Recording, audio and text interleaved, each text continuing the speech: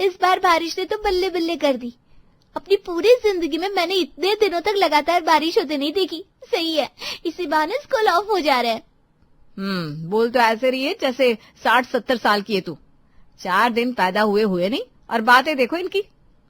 इसी तरह हर बार तुम ऐसे टोकती रही ना तो देखना इसका सेल्फ कॉन्फिडेंस कम हो जाएगा किसी दिन। ठीक तो कह रही है मेरी बेटी, आज तक लगातार इतने दिनों तक बारिश कभी नहीं हुई। कहाँ मई में शुरू हुई थी और अब सितंबर आ गया। मुंबई में तो रेड अलर्ट जारी हो गया है। पर इसके फायदे भी तो है पापा। अगर इतनी बारिश नहीं होती तो गर्मी भी बर्दाश्त करने लायक नहीं थी इस बार। मुझे तो बड़ा मजा आ रहा है। वैसे मैं क्या कह रही थी, मम्मी अगर आज आप टिकिया चाट बना दे तो बुरा नहीं होगा।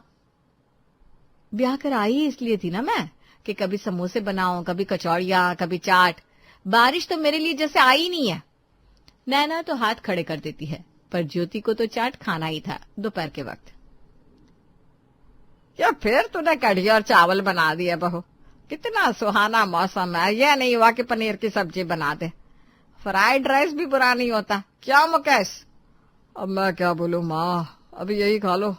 शाम में सब चलते हैं चाट पुचके खाने। शाम को अपने पूरे परिवार के साथ मुकेश पास के बाजार में जाता है, जहाँ यूं तो हमेशा चकाचौंध और रोशनी हुआ करती थी, पर आज सन्नाटा पसरा हुआ था। इतनी बारिश में अपनी छतरी लिए सिर्फ एक आइसक्रीम वाला बाजार में खड़ा था। अरे भैया, आज किसी ने अपनी रेडी क्यों नहीं लगाई? इतना सुहाना मौसम है, अभी तो वक्त है कमाई करने का। कहाँ है सब? तुम्हारी तरह बाकी सभी बाहर जाकर खा रहे होंगे। माल खत्म हो गया होगा तो सब चले गए। अब बारिश में कोई आइसक्रीम तो खाएगा नहीं, इसलिए बेचारा आइसक्रीम वाला यहाँ खड़ा है। नहीं भाभी, वो बात नहीं है। अब रेडी में चाट पूछ के लेकर निकलना, वो भी इतनी बारिश में, पूरा खाना खराब हो जाता है। ऊपर से बारिश के कारण पपड़ी पुचकों का कुरकुरापन भी चला जाता है, तो लोग शिकायत करते हैं। फिर अपनी सेहत को देखते हुए आजकल लोग ये सब खाना भी नहीं चाह रहे, तो रेडी वाला लगा कर क्या करेगा। वैसे अभी कोई आइसक्रीम भी नहीं खाना चाहता, पर अगर हमने कुछ नहीं बेचा तो 3 वक्त का खाना कैसे मिलेगा? आइसक्रीम वाले की बात सुनकर सभी की नजरें झुक जाती है। अपनी गाड़ी घुमाकर मुकेश एक रेस्टोरेंट में पहुंचता है, जहां उसका पूरा परिवार खाना ऑर्डर करता है। हर बार चाइनीज खाने को देखकर उतावली हुई ज्योति इस बार बिना किसी एक्साइटमेंट के कहती है, बड़े बड़े रेस्टोरेंट वालों को तो इस बारिश से फायदा ही हुआ है पापा। जिस रेस्टोरेंट में कोई आता नहीं था वहां भी इतनी भीड़ है, पर रोड साइड छोटे मोटे स्टॉल्स लगाने वालों का तो बहुत नुकसान हो रहा है। बात तो तू सही कह रही है बेटा। अब तू स्कूल जाए या ना जाए, तेरे स्कूल के टीचरों को सैलरी तो मिल ही रही है और स्कूल वाले फीस भी पूरी ले रहे हैं। बारिश का मौसम है तो सभी का स्वादिष्ट खाना खाने का मन कर रहा है, जिस कारण राशन वालों की बिक्री और रेस्टोरेंट वालों के ऑर्डर भी बढ़ रहे हैं। पर इन सब में पीस रहे तो ये गरीब ठेले वाले। अरे पर हम पूरी दुनिया का ठेका भी तो नहीं ले सकते ना। तेरे पति की दुकान में कौन से पहले की तरह ग्राहक आ रहे हैं बारिश में? लोग उतने कपड़े नहीं ले रहे हैं।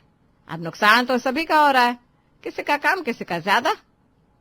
पर उस नुकसान के बाद भी हम रेस्टोरेंट में खाना अफोर्ड कर सकते हैं, और उन लोगों को 3 वक्त के खाने के बारे में भी सोचना पड़ रहा है।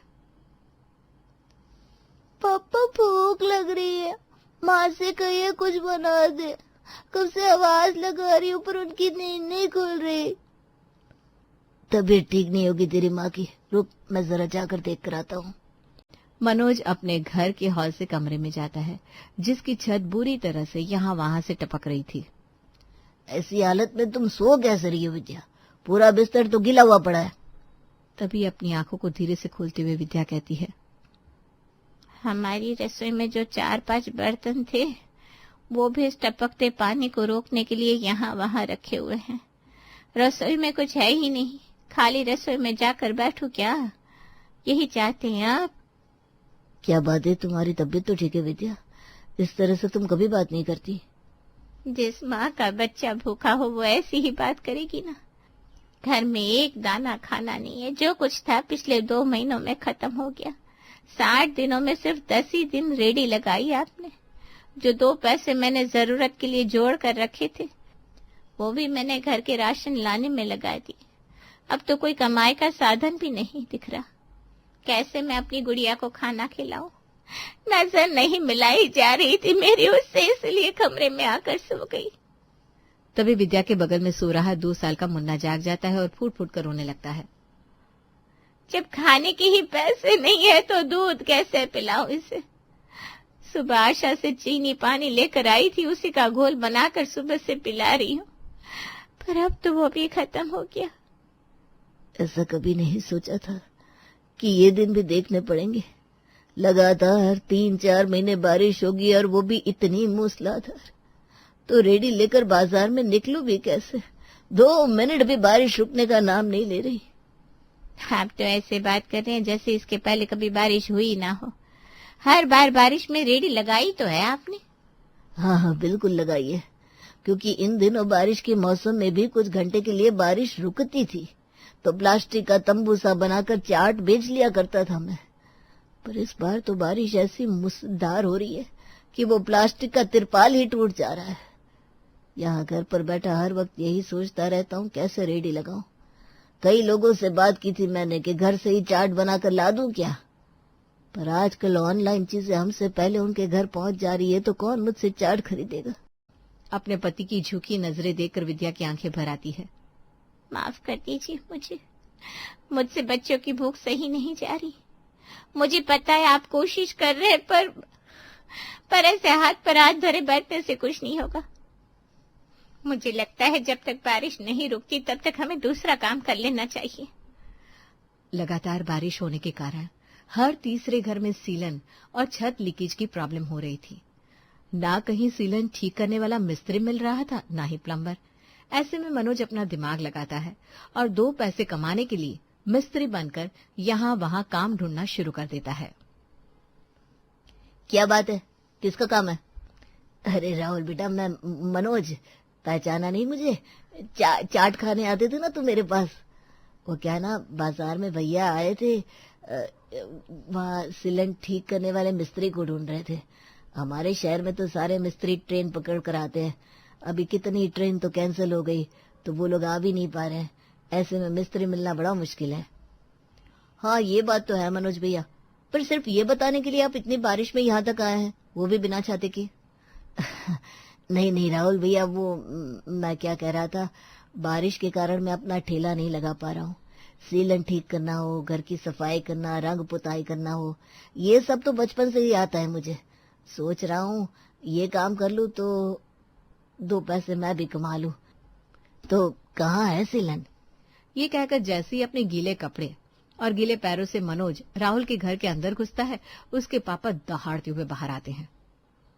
तो पागल हो गया है क्या राहुल? रेडी वालों को भी समझ में नहीं आता, ढंग से बात क्या कर लो, खुद को हमारे दर्जे का समझने लग जाते हैं। पूरा कालीन खराब कर दिया। बाहर निकल तू। कल तक चाट बना रहा था, आज सीलन ठीक करेगा। घर के अंदर घुसने का अच्छा उपाय ढूंढा है तूने। ऐसे ही लोग चोरी करते हैं। अरे राहुल, तुझे समझ होनी चाहिए, बच्चा नहीं है तू। कभी इसके घर कभी उसके घर, कुछ 4-5 घंटे यहाँ से वहां भटकने के बाद भी मनोज को कोई काम नहीं मिलता और उसे खाली हाथ ही घर लौटना पड़ता है। ये लो विद्या, ये कुछ सब्जियां और आटा लेकर आया हूँ, और ये दूध का पैकेट, बच्चों को खाना खिला दो। मतलब आपको काम मिल गया पापा? ये तो बहुत अच्छा हुआ। अरे तेरा बाप खुद का काम करता है बेटा, और काम मुझे मिला नहीं है, मैंने लोगों को काम दिया है। चल अब जा, जल्दी से खाने बैठ जा। विद्या फौरन खाना बनाकर पिंकी को खिलाती है, फिर अपने मुन्ने को दूध पिलाती है और फिर कहीं जाकर खुद के लिए और मनोज के लिए खाना लेकर रसोई से बाहर आती है। पैसे कहाँ से आए आपके पास? साइकिल बेच दी, अब उन पैसों से 15-20 दिन गुजारा तो हो ही जाएगा। विद्या को समझ में आ जाता है कि अब उसे ही कुछ करना होगा। अगली सुबह छतरी उठाए विद्या काम की तलाश में निकल पड़ती है और घूमते घूमते पहुंचती है नैना के घर। पर कहीं पुलिस थाने में या कहीं खुद की पहचान बताइए तुमने। ऐसे कैसे मैं किसी अनजान को रख सकती हूँ काम पर? मुझे तो समझ में नहीं आ रहा बहू, घर में काम ही कितना है जो तुझे काम वाली रखनी है। अपने घर में हो रही चर्चा को सुनकर ज्योति कमरे से बाहर आती है। यार मम्मी, एक तो टीवी सही से काम नहीं कर रहा, फोन में सीरीज देख रही हूँ, वो भी तुम लोग देखने नहीं दे रहे हो, जरा धीरे बोलो ना। अरे बेटा, ये काम वाली रखने का डिसाइड कर रहे हैं, अब उस पर डिस्कशन तो घर के अंदर ही करेंगे ना। ज्योति की नजर जैसे विद्या पर पड़ती है वो किसी सोच में डूब जाती है। आप तो मनोज भैया की चाट की दुकान पर आती थी ना, मैंने आपको कई बार देखा है। देखा भाभी, मुझे पहचान लिया। अरे दीदी, वो मेरे पति है। तुम मनोज की बीवी हो? वो तो अच्छा खासा कमाता था, फिर तुझे ये सब करने की क्या जरूरत पड़ गई? बारिश में ठेला कहाँ लगा पा रहे हैं भाभी। नौबत यह है कि एक वक्त खाकर ही गुजारा करना पड़ रहा है। घर की चीजें बेचनी पड़ रही है। वो तब ऐसे भी घर पर रहते हैं, तो मैंने सोचा वो बच्चे संभाल लें और मैं झाड़ू कटके का काम कर लूं। तुम आज से काम शुरू कर सकती हो। नैना विद्या को बर्तन और झाड़ू पोछे के लिए रख लेती है। सब कुछ नॉर्मल चलने लगता है। फिर एक रोज, खुशबू तो बहुत अच्छी आ रही है। लगता है राजमा बना रही हैं आप भाभी। हाँ, सही समझा विद्या। ज्योति को राजमा बहुत पसंद है ना, उसी के लिए बना रही हूँ। पर हर बार ना मेरे राजमा जरा कच्चे ही रह जाते हैं। एक काम कीजिए भाभी, कुकर में 1 चम्मच अजवाइन डाल दीजिए। इससे क्या होगा, किसी को गैस भी नहीं होगी और राजमा भी जल्दी पक जाएंगे। सच में? ट्राई करती हूँ। वैसे एक बात बताऊं, तू आराम से खाना बनाने का काम भी कर सकती है। नैना विद्या की बात मानकर 1 छोटा चम्मच अजवाइन राजमा में डाल देती है, जिससे राजमा बिल्कुल सही से पकते हैं। बोलना तो नहीं चाहिए भाभी, आप तो बरसों से खाना बना रही है ज्योति बिटिया के लिए। पर मैं कह रही थी कि राजमा पकाने के बाद अगर आप उसमें 1 चम्मच मक्खन और कसूरी मेथी डालकर अच्छे से तड़का लगा देना, तब जो राजमा में स्वाद आएगा, वाह वाह करते रह जाएंगे आप। अरे, तू इतना घबरा कर डर डर कर क्यों बोल रही है? तू भी इस घर की मेंबर है। तेरे पति के हाथ का चाट खाकर ही मेरे बच्चे बड़े हुए हैं। तेरे हाथ के टेस्ट पर मुझे पूरा भरोसा है। विद्या की बताई तकनीक से आज नैना खाना बनाती है और खाने के टेबल पर सभी को परोसती है, तो खाने वाले तो खाकर इम्प्रेस हो जाते हैं। आज लगा वे खाना खाने जैसा, वरना बहू पूरे बारिश का सीजन निकल गया, पर जो खाने में स्वाद चाहिए था वो नहीं मिल पा रहा था मुझे। बिल्कुल सही कहा जी आपने। बहू की कड़ी चावल दाल चावल खाकर तो मैं भी बोर हो गई थी। वैसे राजमा भी बहू कुछ खास अच्छा नहीं बनाती, पर आज तो सही में स्वादिष्ट और पके हुए भी है। चलिए, आपको खाना अच्छा लगा मम्मी जी? खुशी हुई मुझे। शाम के वक्त नैना सभी के लिए चाय बना रही थी, तभी बाहर से महेश आवाज लगाकर कहता है, चाय के साथ चटाकेदार मुरमुरे भी तैयार कर ले बहू। ये लो, इनकी फरमाइशें खत्म ही नहीं होती। बारिश का मौसम है, सारे मुरमुरे सौगे हो गए, अब कहाँ से बनाऊं मुरमुरे? मैं उन्हें ठीक कर दूं भाभी। विद्या गैस पर एक खाली कढ़ाई चढ़ाती है और उसमें सॉफ्ट हुए मुरमुरे डाल देती है और 1-2 मिनट तक चलाती है। गरमाश लगने के कारण मुरमुरे फिर से कुरकुरे हो जाते हैं। उसमें सरसों का तेल, चाट मसाला, मिक्सचर, मूंगफली और उबलते हुए चने डालकर चटपटे मुरमुरे तैयार करके विद्या नैना को चखाती है। ये क्या बना दिया तुमने विद्या? तेरे हाथ का स्वाद इस तरह वेस्ट नहीं जाना चाहिए। तुझमें बड़ा टैलेंट है। मुझे तो लगा सिर्फ मनोज भैया को ही चाट बनानी आती होगी, पर मसाले की परख तो तुझे भी अच्छी है। वो जिस चाट की रेडी लगाते थे ना, इसकी सारी सामग्रियों की तैयारी मैं ही करती थी भाभी। वो तो रात में थक कर आते थे और खा पी कर सो जाते थे। रात से ही चने भिगोकर, दाल भिगोकर, दूध जमाना, इमली का पानी तैयार करना, सुबह उठकर आलू उबालना, पानी पूरी तैयार करना, वो सब मैं ही करती थी। नैना सोच में पड़ जाती है और ज्योति और मुकेश के साथ इस बारे में डिस्कशन करती है। बात तो तुम सही कह रही हो नैना, इस तरह हम उनकी मदद भी कर पाएंगे और हमें भी प्रॉफिट मिल जाएगा। हाँ पापा, इस तरह हम उन सभी रेडी वाले और रोड साइड छोटे व्यापारियों की मदद कर पाएंगे जिनका बिजनेस ऑफ सीजन या बारिश के वक्त नहीं चल पाता। मुकेश, नैना और ज्योति विद्या के साथ उसके मोहल्ले में जाते हैं और आसपास के सभी रेडी वालों को एक साथ बुलाकर इकट्ठा करते हैं। कमाई तो मेरे भी 2 रुपए की नहीं हो रही भैया, पर हम कर भी क्या सकते हैं? अकेले नहीं, पर साथ मिलकर हमारी मदद से तो तुम सब बहुत कुछ कर सकते हो। हम सब मिलकर कम्युनिटी किचन शुरू कर सकते हैं, जिसके लिए जगह मैं आपको दूंगा। मेरे घर के ऊपर का मंजिला खाली है, आप सब मिलकर खाना पका सकते हैं और ऑनलाइन फूड डिलीवरी कर सकते हैं। सुनकर तो बड़ा अच्छा लग रहा है भैया, पर अभी जैसी हालत है हमारे पास तो राशन खरीदने की भी पैसे नहीं है। जगह के साथ पहले स्टॉक के लिए जो राशन लगेगा वो हम आपको देंगे, पर आप सीजन में आराम से जो चाहे बनाकर ऑनलाइन भेज सकते हैं। एप्लीकेशन हैंडल करने का काम ज्योति आपके लिए कर देगी और इस सब के बदले आप सभी को हमारे साथ प्रॉफिट साझा करनी होगी। कुछ से कुछ ना सही दीदी, आप लोग हम पर बहुत बड़ा एहसान कर रहे हैं। ना जगह का किराया हम मांग रहे हैं, ना ही कुछ, और ऊपर से हमारे पहली बार राशन का पैसा भी दे रहे हैं। हम तैयार हैं। एक साथ 10-12 लोग मिलकर इस कम्युनिटी किचन को ज्वाइन कर लेते हैं और सुधा के घर के ऊपर के मंजिले में राशन गैस चूल्हे के साथ पहुंच जाते हैं। मनोज अंकल, पहला ऑर्डर आ गया। सच में बिटिया? हाँ, और टिफिन सर्विस भी मांग रहे मीना भाभी। जल्दी से 10 टिफिन तैयार कर दो। नैना की एक सोच कई परिवारों की खाने पीने की प्रॉब्लम दूर कर देती है। हमारी ही जमीन, हमारा ही दिया हुआ राशन, और हमें ही खाने को नहीं मिल रहा। छोले भटूरे वाले, पाव भाजी वाले, एक एक प्लेट लाकर मुझे दे दो, पाव भाजी और छोले भटूरे। हाँ आंटी, अभी बनाता हूँ। वक्त के साथ कम्युनिटी किचन का ये आइडिया ऐसी रफ्तार पकड़ता है कि एक महीने में रेडी वालों को 50-50 हजार का मुनाफा होने लगता है। ये सब नैना भाभी के कारण हुआ है। आज उन्होंने अगर हमारी मदद ना की होती तो पता नहीं क्या होता। हम सबको अपने अपने मुनाफे में से उन्हें राशन के पैसे और इस माले का रेंट देना चाहिए। बिल्कुल सही कह रही है भाभी आप, और उसके ऊपर से कुछ मुनाफा भी। ऐसे ही बारिश तो लगभग बंद हो गई समझो, नवरात्र भी आने वाली है, हम फिर से रेडियां लगा सकते हैं। सभी रेडी वाले मिलकर नैना के परिवार को धन्यवाद करते हैं और वापस से बाजार में रेडी लगानी शुरू करते हैं। एक रोज मुकेश अपने परिवार के साथ अपनी गाड़ी में बाजार पहुंचता है। 10 रुपए की कितनी पानी पूरी? जितना आपका परिवार खा सके भैया। आज से यहाँ रेडी की हर दुकान में आपके लिए 10 रुपए का रेट फिक्स भैया। लोगों की जिंदगी में बेवजह टांग अड़ाने वाली पंचायती पद्मजा सुबह सुबह अपनी ननद तेजस्विनी से फोन पर बात कर रही थी। कैसी हो दीदी? कैसी रहूंगी, बस घर के कामों में व्यस्त हूँ।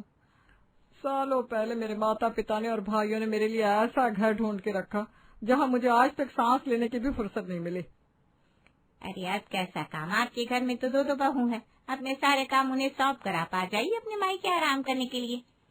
इतनी मेरी किस्मत कहाँ। शादी को 40 साल हो गए, लेकिन मेरे पति देव, उनको अभी तक मेरे हाथ की बनी चाय ही पसंद है। पूजा मैं करूंगी, उनके लिए चाय मैं बनाऊंगी, और ऊपर से अभी तक मेरे सास ससुर भी मेरे सर पर बैठे हैं। दिन भर सर का पल्लू ठीक करते करते मेरे तो हाथ दर्द करने लगते हैं। घर में 2 बहू है, लेकिन अगर मैं उनके साथ भी जोर से बात कर लूँ तो मेरी सास मुझे आंख दिखाने लगती है। 2 मिनट बैठकर अपने पति से बात कर लूँ तो मेरा ससुर खांसने लगता है। मेरा छोड़िए, मुझे तो लगता है मेरी जिंदगी ऐसे ही घुटन में निकलने वाली है। आपका बताइए। अरे दीदी, आप जिस बात को घुटन समझ रही हो ना, वो घुटन नहीं है, वो तो हमारे संस्कार है। नहीं तो जरा अपने छोटे भाई के घर आकर देखिए, घर के सभी सदस्य कैसे संस्कार बेच कर बैठे हैं। मैंने भी कल उनके स्टेटस देखे थे। आजकल तो भाभी भी सलवार कमीज पहनने लगी है। क्या एक दूसरे के कंधे पर हाथ डालते हैं। न जेठ का लिहाज है, न ससुर का। वही तो लगा था गौरव की शादी हो जाएगी, घर में छोटी बहू आ जाएगी तो घर का माहौल बदल जाएगा। लेकिन ये छोटी बहू तो इनसे भी 4 कदम आके अपने जेठ को नाम से बुलाती है। सुबह सुबह टीवी के गंदे हिंदी गाने सुनती है। बड़ी बहू तो जीन्स पैंट पहन रही थी तब तक ठीक था, लेकिन ये छोटी वाली इतनी छोटे छोटे फ्रॉक पहनती है। सिर्फ घर में ही नहीं, पूरे मोहल्ले में घूमती है। मुझे तो अब इस मोहल्ले में रहने में भी शर्म आ रही है। उनके साथ साथ मोहल्ले वाले हमें भी ताने मारते। अरे जब घर की मुखिया स्त्री ने ही सारी लाज शर्म बेच कर रखी हो तो बहुओं को संस्कार कौन सिखाएगा भला। आपने उस दिन देखा नहीं, जयपुर वाले चाचा की बेटी की शादी में राधिका भाभी सबके साथ कैसे गले लगकर बातें कर रही थी। अरे हाथ जोड़कर भी तो सबसे बात हो सकती है कि नहीं है? लेकिन नहीं भाई, हर किसी को चिपकना, हर किसी के साथ हंसना, मुस्कुराना। हे भगवान, क्या क्या देखना बाकी है। शादी में ना मेरे ससुराल वाले भी आए थे। राधिका भाभी का और उनकी बहू का ये हंसना मुस्कुराना देखकर मेरे ससुर जी की तो आंखें इतनी बड़ी बड़ी हो गई थी। लेकिन उन्हें ना किसी की उम्र का लिहाज, ना ही उनमें कोई संस्कार बचे हैं। बस उस शादी वाले दिन के बाद 10 दिन तक मेरे सास ससुर मुझे ताने मारते रहे। अब जब अपना ही सिक्का खोटा हो तो मैं भी क्या कहती हूँ उन्हें। मेरी कोई गलती ना होने के बावजूद भी मुझे सब कुछ सुनना पड़ा चुपचाप। यहाँ भी वही हाल है।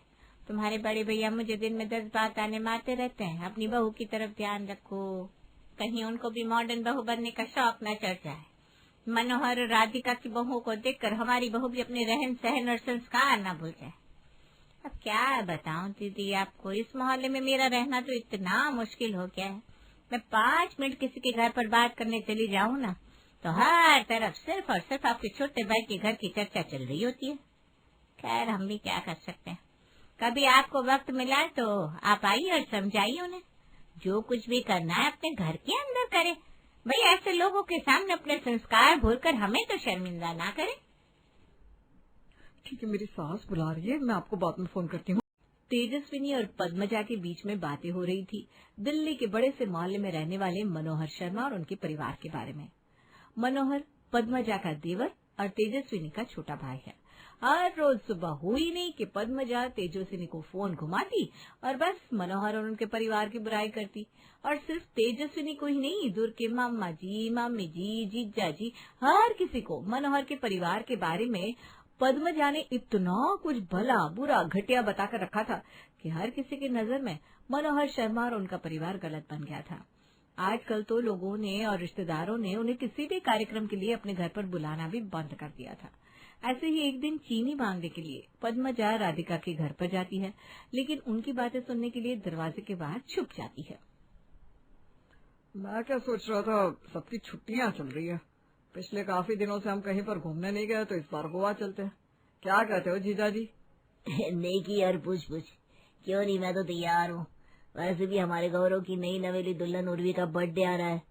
उर्वी, इस बार तुम्हारा बर्थडे हम गोवा में मनाते हैं, चलेगा ना? अरे चलेगा क्या जीजा जी, दाढ़ेगा। मुझे तो गोवा कितना पसंद है, मैं पहले भी ना कई बार जाकर आई हूँ। मैं आज ही सबकी टिकट कंफर्म करता हूँ। गोवा जाना है तो शॉपिंग भी तो करनी होगी भाई, वहाँ ऐसे ही ये रोज के कपड़े पहनकर थोड़ी ना जाएंगे। मयूरी उर्वी, जल्दी से तैयार हो जाओ, हम शॉपिंग पर चलते हैं। अरे हम सिर्फ क्यों, माँ जी भी चलेगी ना हमारे साथ।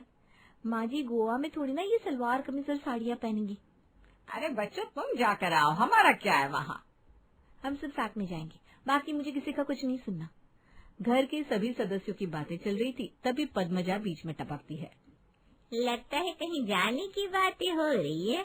हाँ चाची, वो सबकी छुट्टियां चल रही है तो हम गोवा जा रहे हैं। गोवा?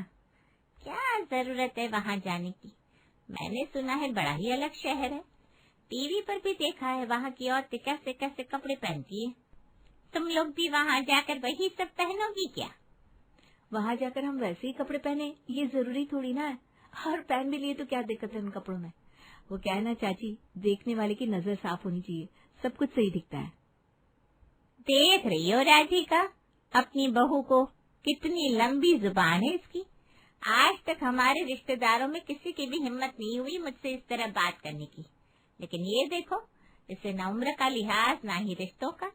अरे कैसे रहेगा भला, सास ससुर ने सर पर जो बिठा कर रखा है, परिवार के संस्कार तमीज भूल कर इतनी छूट जो दे रखी है, इनका हाथ से निकलना तो बनता ही है। खैर मैं थोड़ी ना यहाँ रोज रोज आने वाली हूँ, लेकिन राधिका अपनी बहू की तरफ ध्यान रखो, कहीं जिस तरह से आज ये मुझसे बात कर रही है उस तरह से कल तुमसे भी करने लगे। दीदी, हमारी उर्वी की बस जुबान कैची जैसी है, बाकी उसका दिल एकदम साफ है। आप उसकी बातों का बुरा मत मानिए। वैसे आप यहाँ आई किस चीज के लिए थी, वो तो आपने बताया नहीं। मैं आई तो थी चीनी लेने, लेकिन ऐसे घटिया घर की चीनी नहीं चाहिए मुझे। इस घर में तो बड़ों का रिश्तों का जरा भी लिहाज नहीं है। एक हमारा समय था जब बहू ना बड़ों के बीच में ना बोलती थी, ना ही उसके सर का पल्लू गिरता था। और यहाँ देखो, घर की बहुओं के सामने आजकल घर के बड़े भी कुछ नहीं बोलते। और पल्लू, उसकी तो मैं बात ना करूँ तो ही बेहतर है। जींस पैंट पहनी हुई लड़कियां कहाँ से लेगी पल्लू। घर का दामाद सामने बैठा है, लेकिन ना सर पर पल्लू ना ही दुपट्टा, सारी लाज शर्म बेच कर बैठी है इस घर की बहुएं। बिना बुलाए पद्मजा राधिका के घर चली जाती है, बिना मतलब की उनकी बातों के बीच में बोलने लगती है। और फिर उर्वी उसे 2 शब्द कह देती है तो उसे इतने चुप जाते हैं कि राधिका के घर में खड़े रहकर ही पद्मजा राधिका को और उसकी बहू को कितना कुछ भला बुरा सुनाती है और फिर निकल जाती है। माँ, ये चाची हद करती है। हमारे ही घर में खड़े रहकर ये वेदिका और उर्वी को कितना कुछ सुना कर गई और आपने उन्हें एक शब्द भी नहीं कहा। अरे क्यों सुन लेती हो माँ आप उनकी इतनी घटिया बातें। बेटा वैभव, शांत हो जाओ, इतना गुस्सा ठीक नहीं है। हमारे मन को पता है कि हम जो कुछ भी कर रहे हैं उस पर कुछ गलत नहीं है, तो हमें किसी को कुछ भी समझाने की कोई जरूरत नहीं है। लेकिन पापा, आज तक वो हमारे कपड़ों के बारे में, हमारे आपस में हंसने मुस्कुराने के बारे में बात करती थी। मोहल्ले वालों की नजर में गिराने के लिए हमारे घर के बारे में अफवाहें फैलाती थी। तब तक तो ठीक था, हमने उन्हें नजरअंदाज करने की कितनी कोशिश की। लेकिन आज वो हमारे परिवार के बारे में, रिश्तेदारों में अफवाह फैलाने लगी है। परसों मुंबई वाली बुआ के रिश्तेदारी में वो पवन है ना, उसका उर्वी को फोन आया था। पहले वो उर्वी के साथ इतने गंदे तरीके से बात कर रहा था, बाद में मैंने फोन लिया तो पता चला उर्वी के चरित्र के बारे में क्या क्या अफवाहें फैलाई जा रही है। और सिर्फ उर्वी के बारे में नहीं, हमारे सभी रिश्तेदारों में हमारे चरित्र के बारे में घटिया बातें की जा रही है। ये पीछे से भौंकने वाले कुत्तों की तरफ ज्यादा ध्यान नहीं देते बेटा। अगर हमने उनकी तरफ ध्यान देना शुरू कर दिया तो ये हमारा जीना मुश्किल कर देंगे। हम मॉडर्न कपड़े पहनते हैं, एक दूसरे के साथ मॉडर्न तरीके से रहते हैं, घूमते फिरते हैं, फोटोज डालते हैं। हमारे घर में ससुर बहू को बेटी जैसा समझता है, बड़ा भाई छोटे भाई की पत्नी को अपनी बहन मानता है, भाभी देवर के साथ एक गाड़ी में घूमती है। अगर ये सब करना इस दुनिया की नजर में गलत है और इन्हीं सारी बातों की वजह से समाज अगर हमें चरित्रहीन समझ रहा है तो समझने दो, क्योंकि हमारे नजरिए से इसमें कुछ भी गलत नहीं है। जिस दिन कोई हमारे सामने आकर हमें सवाल करेगा तो हम उन्हें अच्छे से जवाब देंगे। और रही बात पद्मजा दीदी की, तो संस्कार और लिहाज ये सब बातें उनके मुंह में शोभा देती नहीं। सच कहूँ तो मॉडर्न कपड़े पहनना, घूमना फिरना उन्हें भी बहुत पसंद है, लेकिन भाई साहब को पसंद नहीं है ना, इसीलिए उन्हें हमसे जलन होती है। और हम भी उनकी बातों में आकर ये मॉडर्न कपड़े पहनना छोड़ दे, इसलिए वो हमारे बारे में पूरे रिश्तेदारों में अफवाह फैला रही है। खैर छोड़ो ये सारी बातें, हम गोवा जाने की प्लानिंग करते हैं भाई। उर्वी को इतना कुछ सुनाने के बाद भी पद्मजा को राहत नहीं मिली थी। उर्वी ने जो कुछ भी कहा था उस बात का पद्मजा को इतना गुस्सा आया था कि वो फिर से तेजस्वनी को फोन घुमाती है और शुरू कर देती है उर्वी, राधिका और शर्मा परिवार की बुराइयां। लगता है आजकल पद्मजा की जिंदगी में इसके अलावा कोई काम ही नहीं है। बताइए भाभी, अब क्या हुआ? अरे दीदी, क्या हुआ ये मत पूछिए, क्योंकि आजकल यहाँ इतना कुछ होता है, समझ में नहीं आ रहा मैं आपको क्या क्या और कहाँ से बताऊं। मुझे तो डर लग रहा है, ऐसा लग रहा है कि आपके छोटे भाई और उसके परिवार की वजह से कहीं मोहल्ले वाले भी हमें इस मोहल्ले से निकाल ना दे। अरे रे दीदी, हुआ क्या ये तो बताइए। आपके छोटे भैया अपनी पत्नी, बहू और पूरे परिवार को लेकर गोवा जा रहे हैं घूमने। हैं? क्या बात कर रही हो? गोवा? हाँ, गोवा। पता नहीं कुछ लोगों का नसीब इतना अच्छा कैसे होता है। हमारी शादी को इतने साल हो गए, हमारी ये हमें सिर्फ और सिर्फ रिश्तेदारों के घर और मायके तक लेकर गए हैं, लेकिन यहाँ देखो गोवा। मैंने ना गोवा सिर्फ टीवी में देखा है। क्या दीदी, आप भी गोवा के सपने देखने लग गई? मैंने आपकी कहानी सुनने के लिए फोन नहीं किया।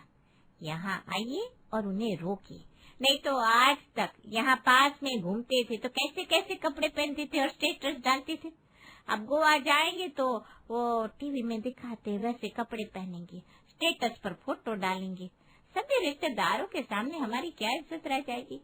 अरे उनकी तो कुछ इज्जत बची नहीं है, लेकिन हमारी तो है। दीदी, आपके सामने हाथ जोड़ती हूँ, हमारी इज्जत के लिए यहाँ आ जाइए और उन्हें दो बातें समझाइए। कल मैं उनके घर गई थी, दोनों बहुओं ने जींस पैंट पहनी हुई थी।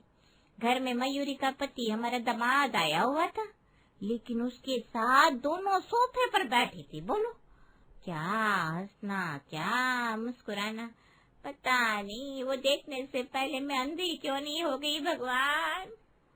हमारे घर में जब दामाद आता है ना, तो हमारे घर की बहू हॉल में भी नहीं जाती। उनके लिए चाय नाश्ता भी हमारे घर के मर्द लेकर जाते हैं। हंसना मुस्कुराना तो दूर की बात है, हमारी पायल की आवाज तक नहीं चलती जब हमारे घर का दामाद हमारे घर में आता है। आपने जो बताया वो सुनकर तो मैं हैरान रह गई हूँ। मॉडर्न मॉडर्न कह रहे हैं खुद को, लेकिन उन्हें देखकर ऐसा लगता है कि उन सबके बीच में कुछ न कुछ चक्कर चल रहा हो। गौरव अपनी भाभी के साथ कैसे चिपक चिपक कर फोटो डालता है, अपनी पत्नी के साथ कम और भाभी के साथ स्टेटस पर ज्यादा होते हैं फोटो उसके। मेरी सास ना कल मुझे उनका नाम लिए बिना उन्हीं के बारे में पूछ रही थी, कह रही थी आजकल पति पत्नी साथ में नहीं घूमते, देवर और भाभी साथ में घूमते हैं, फिर जेठ और छोटे भाई की पत्नी साथ में घूमते हैं, नहीं तो ननद का पति और दोनों भाभियां साथ में घूमते हैं, हंसते हैं, मुस्कुराते हैं। उन्हें देखकर समझ में नहीं आता रिश्ता क्या है। हाँ दीदी, उस दिन शादी में आपकी सास उनकी तरफ बड़ी बड़ी आंखें करके देख रही थी ना, तभी मैं समझ गई थी कि आपकी सास को ये सब कुछ खटक रहा है। हमारे घर में भी 2 बहू है भाई, लेकिन उनके सर का पल्लू जरा भी इधर का उधर नहीं होता।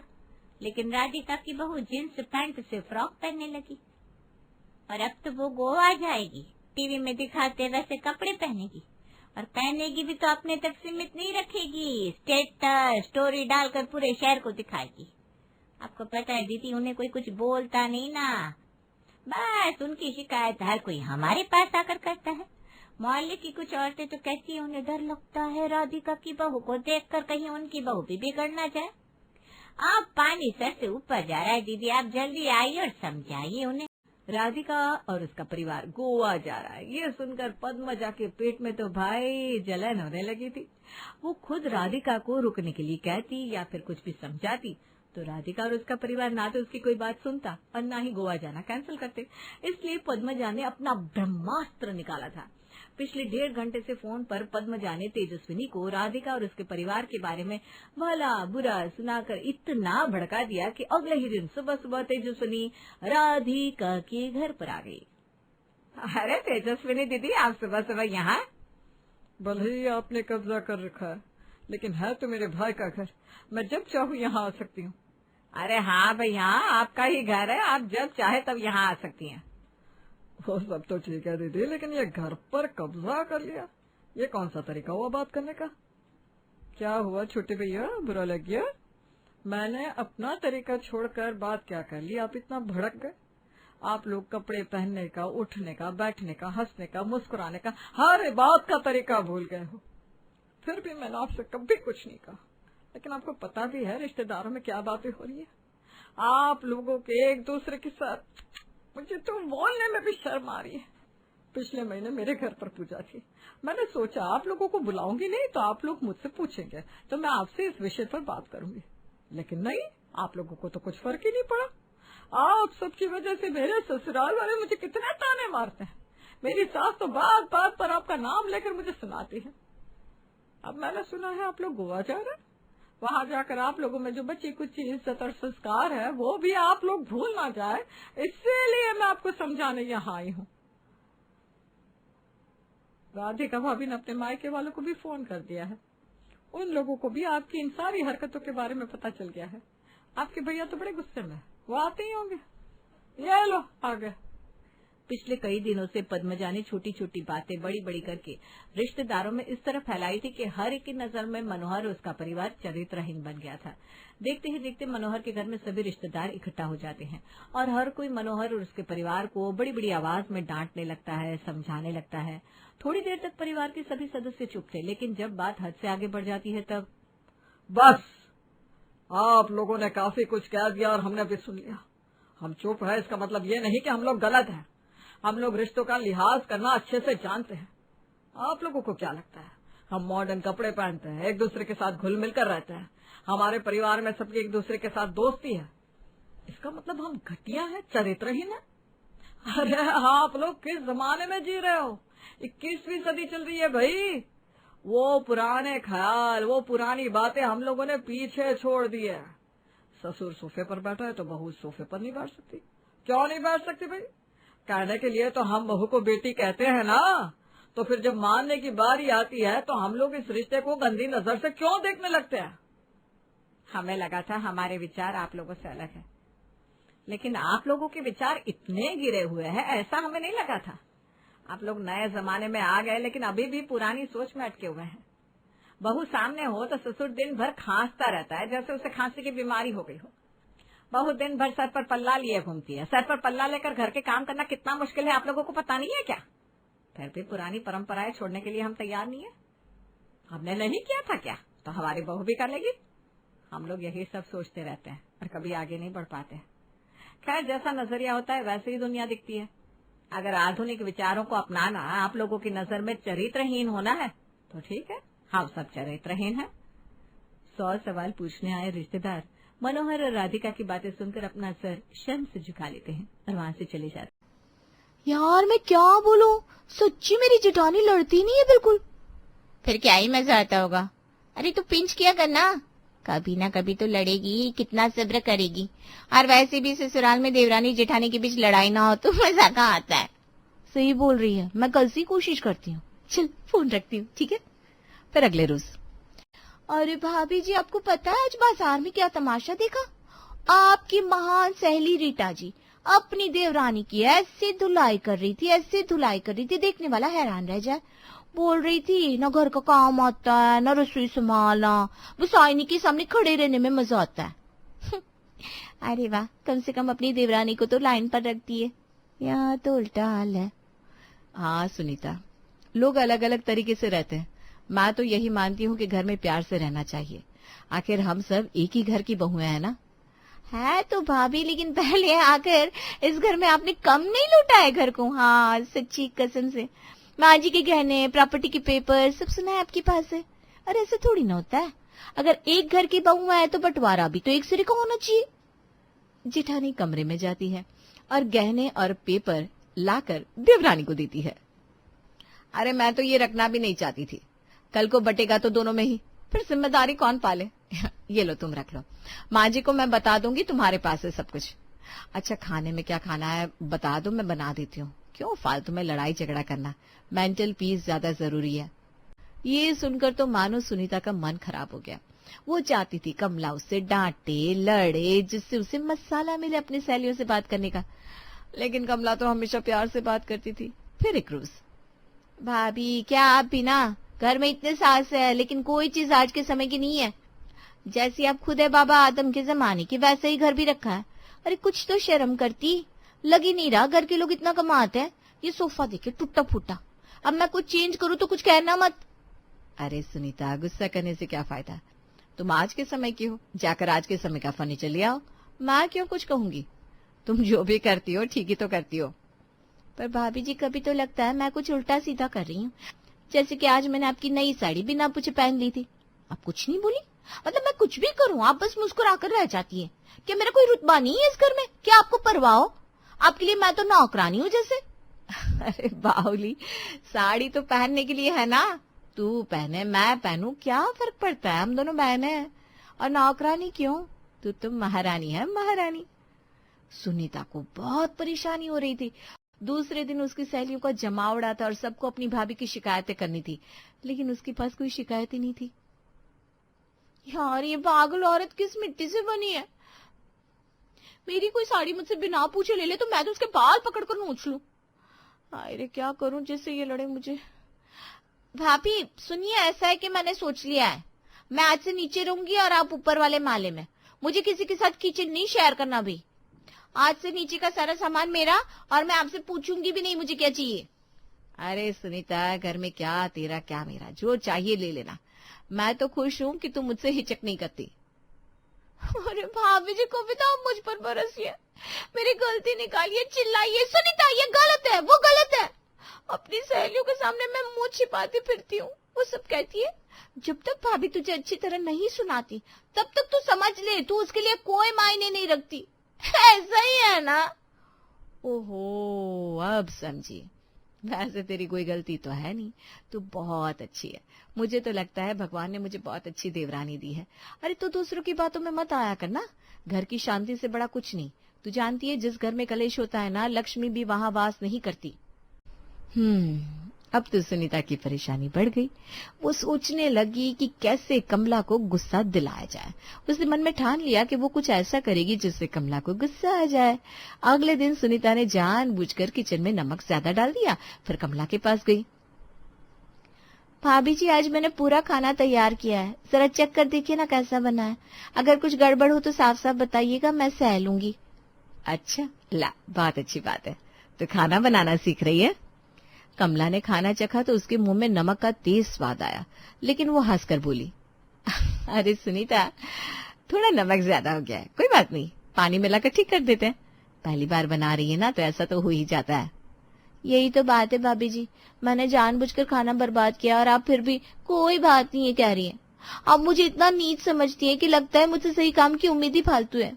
मैं जानबूझकर गलती कर रही हूँ और आप है कि हंस रही है। अरे बावली, गलती से हुआ है, डांटने से क्या फायदा, अगली बार ध्यान रखना। हाँ सुनीता को और भी जोर का गुस्सा आया। उसने सोचा कि अब वो सास के पास जाएगी और अपनी समस्या बताएगी। माँ जी, मुझसे रहा नहीं जा रहा। भाभी जी का ये रवैया मुझे बहुत परेशान कर रहा है। वो मुझसे कभी लड़ती नहीं, मैं कुछ भी गलत करूं बस मुस्कुराकर टाल देती है। मुझे लगता है वो मुझे कुछ समझती नहीं है। अरे बहू, ये तो बहुत अच्छी बात है। तेरी भाभी बहुत समझदार है, शांति से घर चलाती है। नहीं सासू माँ, ये बिल्कुल अच्छी बात नहीं है। कभी कभी तो लड़ना चाहिए कि नहीं? मेरी सहेलियां कहती है जब घर में टकराव नहीं होता मतलब कोई किसी की परवाह नहीं करता। भाभी जी तो मुझे जैसे देखती नहीं, जब प्रेम होता है तो गुस्सा भी आता है। अरे बेटा, क्या कह रही है? मैं तो रोज भगवान से प्रार्थना करती हूँ कि घर में शांति रहे। तेरी भाभी की वजह से ही तो घर में खुशी है। तभी राजेश आ गया। सुनीता ने सोचा जेठ जी से बात करनी चाहिए। जेठ जी आप ही देखिए ना, दीदी को तो मुझे कुछ समझती नहीं। वो कितना भी बोल लो लड़ने का नाम ही नहीं लेती। देख लीजिए, अगर इन्होंने मेरी बात का जवाब देना शुरू नहीं किया तो मैं हाथ भी उठा सकती हूँ। अरे सुनीता, तू पागल है क्या? कमला बहुत अच्छी है, कभी किसी से लड़ाई झगड़ा नहीं करती। हम कितने खुश हैं। तुमको ये सब करना है तो अपने पति से करो, हम लोगों के घर में शांति से रहो। हाँ बेटा, एक बार तेरी भाभी ने गुस्सा किया था तो बहुत बवाल हो गया था। पूरे मोहल्ले में बात फैल गई थी और हमको बहुत शर्मिंदगी उठानी पड़ी थी। हाँ सुनीता, उस दिन कमला को बहुत गुस्सा आया था एक बात पर। उसने इतना हंगामा मचाया कि पड़ोसियों को लगा कि घर में कोई बड़ी मुसीबत है। उन्होंने हमसे कहा था कि अगर घर में शांति से नहीं रह सकती तो दूसरी जगह जाकर रहो। बिल्कुल ठीक कह रहा है। उस दिन के बाद हमने कमला से कहा था कि आप कभी ऐसा गुस्सा मत करना। तेरा पता नहीं क्या हाल करेगी अगर वो लड़ने लगी तो, इसलिए तू भी ना लड़ने की कोशिश मत कर। पर जेठ जी, मैं तो चाहती हूँ कि बस थोड़ा सा ही गुस्सा कर ले। मेरी सहेलियों के सामने मुझे लगता है कि भाभी जी मुझसे प्रेम नहीं करती ना, इसलिए लड़ती नहीं है। जैसे मैं उनके लिए मायने ही नहीं रखती। अरे पगली, उल्टा सोच रही है तू। भाभी तुझसे प्रेम करती है इसीलिए नहीं लड़ती। समझदार बनने की कोशिश कर। भाभी जी, मैंने आपकी नई साड़ी पहनी थी, उस पे करी का बड़ा दाग लग गया है। अब तो आप कुछ कहेंगी ना, या फिर इसे भी कोई बात नहीं कहकर टाल देंगी? अरे कोई बात नहीं सुनीता, धो देंगे, दाग निकल जाएगा, तू परेशान मत हो। पर भाभी जी, वो तो आपकी बिल्कुल नई साड़ी थी। अब मुझ पर रत्ती भर भी गुस्सा नहीं हो रही। इसका मतलब आपके लिए मैं बिल्कुल मायने नहीं रखती। मेरी हरकत पर गुस्सा करना भी बेकार लगता है आपको? अरे बावली, साड़ी तो फिर से मिल जाएगी, तेरी परेशानी मत बढ़ा। मैं कल दूसरी साड़ी खरीद लूंगी। अब तो सुनीता को बहुत गुस्सा आ रहा था। उसने सोचा कि अब वो कमला के खाना बनाने के तरीके पे सवाल उठाएगी। भाभी जी, आज का खाना तो बहुत अजीब सा लग रहा था। शायद आपका मन खाना बनाने में नहीं था। मेरी माँ हमेशा कहती है बिना मन के बना खाना बेस्वाद होता है। लगता है आजकल आपका ध्यान कहीं और ही रहता है। हाँ, हो सकता है जल्दबाजी में कुछ गड़बड़ हो गई है। कल से ज्यादा ध्यान रखूंगी। तेरी माँ ठीक ही कहती है, इस बार माफ कर दे, कल से कोई शिकायत नहीं होगी। भाभी जी, आप हमेशा इतनी कूल क्यों रहती हो? कभी तो तेज हो जाइए, कभी तो दिखाइए कि आपको फर्क पड़ता है। अरे सुनीता, तू ऐसा क्यों कह रही है? मैं लड़ती झगड़ती नहीं हूँ। अब सुनीता की सहनशीलता का बांध टूट गया। भाभी जी, झूठ मत बोलिए। मुझे साफ साफ लगता है कि आप मुझे बिल्कुल पसंद नहीं करती, इसलिए मुझसे लड़ती नहीं है। जिससे सच्चा प्यार होता है उससे लड़ाई भी होती है। आप तो मुझे जानवर की तरह ट्रीट करती हैं, ना कोई उम्मीद, ना कोई गुस्सा, ना कोई परवाह। आपकी नजर में मैं बिल्कुल हवा हूँ, हवा। अरे सुनीता, तू गलत समझ रही है। नहीं भाभी जी, बिल्कुल गलत नहीं समझ रही हूँ। अगर प्यार करती होती तो कम से कम मेरी गलतियों पर गुस्सा तो करती, मुझे सुधारने की कोशिश करती। पर आप तो ऐसी है जैसे मैं इस घर में हुई नहीं। आपके लिए मैं कुछ हुई नहीं ना। तभी सास आ गई और देखा कि सुनीता चिल्ला रही है। अरे क्या हो रहा है यहाँ? सुनीता ऐसे क्यों चिल्ला रही है? माँ जी, मैं भाभी जी से कह रही थी कि वो मुझसे कभी लड़ती क्यों नहीं है। मुझे लगता है वो मुझसे प्यार ही नहीं करती। अरे मेरी सहेलियों के सामने शर्म आती है। मेरी भाभी मुझे कुछ समझती नहीं। अरे बेटा, कैसी बात कर रही है तू? तेरी भाभी तुझसे बहुत प्यार करती है। कल ही कह रही थी तू ठीक नहीं है, अजीब सी हरकत कर रही है। आज मैंने देख भी लिया। देख, तुझे पहले भी बोला था, ये हम लोगों के घर का रिवाज नहीं है। माँ जी, आप समझ नहीं रही। रिवाज तो ये भी नहीं कि मैं सहेलियों के सामने बैठूं और कोई बात ही ना हो करने के लिए। ये हमेशा प्यार से बात करती है। कोई गलती कर दो तो कहती है कोई बात नहीं। अरे मैं क्या मुंह दिखाऊं अपनी सहेलियों के सामने? सास को अब समझ में आ गया कि सुनीता क्यों परेशान है। वो सुनीता को अलग ले गई। बेटा सुनीता, मैं तुझे एक राज की बात बताती हूँ। तेरी भाभी गुस्सा बिल्कुल नहीं करती, ये सच है, पर जब वो एक बार गुस्सा करती है ना तो सबकी खाट खड़ी कर देती है। अरे वाह, वो कैसे होगा, बताइए ना, मैं अभी तो देखूं। मैं तुझे पूरी कहानी बताती हूँ। तेरी भाभी जब पहली बार इस घर में आई थी तो मैंने उसे कुछ काम के लिए कहा था, उसे साफ मना कर दिया, पर फिर जब मैंने दबाव डाला तो एकदम से फट पड़ी। फिर क्या हुआ तमा जी? वैसे ये फट सकती है, मैं नहीं मानती। अरे बेटा, उस दिन तो लगा था घर में आंधी तूफान आ गया हो। तेरी भाभी ने इतना हल्ला मचाया था कि पूरे मोहल्ले के लोग दरवाजे पर इकट्ठे हो गए थे। उसने कहा था कि अगर उसकी इज्जत नहीं की जाएगी तो वो इसी वक्त घर छोड़कर चली जाएगी। अच्छा, फिर क्या बेटा, उस दिन से हम सब ने तय किया कमला से कभी कोई बहस नहीं करनी है, वो जो कहे वही ठीक है, क्योंकि जब वो गुस्सा करती है तो ऐसा लगता है घर में भूचाल आ गया हो, तूफान की तरह सब कुछ उड़ा देती है। उसके गले का धागा नहीं देखा? तभी वहां जेठानी आ जाती है। अरे हाँ, देखो तो इनके गले का ये धागा। आपके गले में ये क्या है, कैसा अजीब धागा है? अरे नहीं नहीं बेटा, उसे मत छूना, वो कोई साधारण धागा नहीं है, प्लीज तू उससे दूर रह। क्या हो रहा है यहाँ पर? मैंने अभी आवाज सुनी। कुछ खास नहीं जेठानी जी, मैं तो बस आपके गले के इस धागे के बारे में पूछ रही थी कि ये क्या है। अरे ये धागा बहुत खास है, तू उसे मत छूना प्लीज। क्यों, क्या खासियत है इस धागे में? ये तो बहुत साधारण सा लग रहा है मुझे। अरे बेटा, ये धागा किसी साधु से बंधवाया हमने, बस समझ ले तेरी जेठानी उसी धागे से काबू में है। हाँ सुनीता, तू प्लीज मेरे धागे को हाथ मत लगाना, ये मेरे लिए बहुत जरूरी है। अरे क्यों इतना डर रहे हो सब मिलकर, सिर्फ एक धागे को लेकर? कुछ तो बात है जो मुझसे छुपा रहे हो। बेटा, बहुत साल पहले जेठानी का गुस्सा बहुत भयंकर था, उस गुस्से से पूरा घर हिल जाता था, और जब उसे गुस्सा आता था तो सब कुछ तोड़ फोड़ देती थी, हमें मार भी देती थी। प्लीज, वो सब पुरानी बातें हैं सासू माँ, अब मैं बिल्कुल शांत हूं ना इस धागे की वजह से। मतलब ये धागा आपके गुस्से को काबू में रखता है? वाह, हाँ, और मैं फालतू में सोना साड़ी चुरा रही थी। अरे बेटा, साधु ने कहा था जब तक ये धागा उसके गले में रहेगा तब तक वो शांत रहेगी, अगर ये धागा टूट गया या खुल गया तो फिर उसे कोई नहीं संभाल पाएगा। अरे ये तो बहुत मजेदार बात है, मैं तो देखना चाहूंगी कि अगर ये धागा खुल जाए तो क्या होता है। नहीं नहीं नहीं, प्लीज तो ऐसा मत करना, मैं तुझसे हाथ जोड़कर विनती कर रही हूँ। अरे भाभी, डरने की कोई बात नहीं है, मैं बस थोड़ा सा देखना चाहती हूँ क्या होता है। नहीं बेटा, ये बहुत खतरनाक है, तू बिल्कुल ऐसा मत करना, हम सबकी जान खतरे में आ जाएगी। आप सब मिलकर मुझे डराने की कोशिश कर रहे हैं। अरे देखने तो क्या होता है, बड़ा आसान है ये तो खुलना। ये बोलकर वो धागा खोल देती है और फिर हो गया, खुल गया धागा।